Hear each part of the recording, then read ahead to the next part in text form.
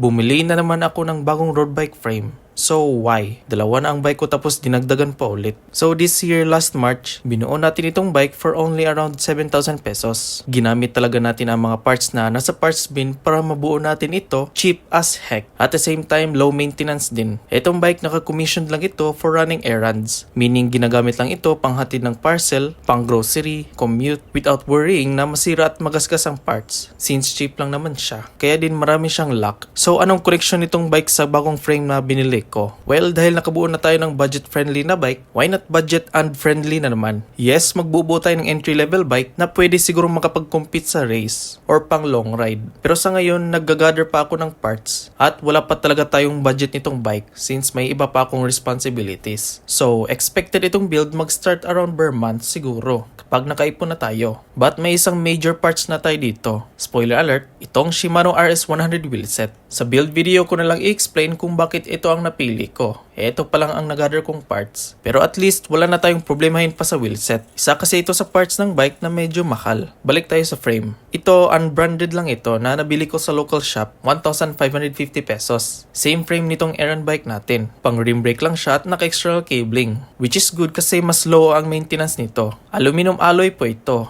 Around 1 kilo ang weight. Ang target weight naman ng bike natin is below 10 kilo. So medyo challenging itong build project natin.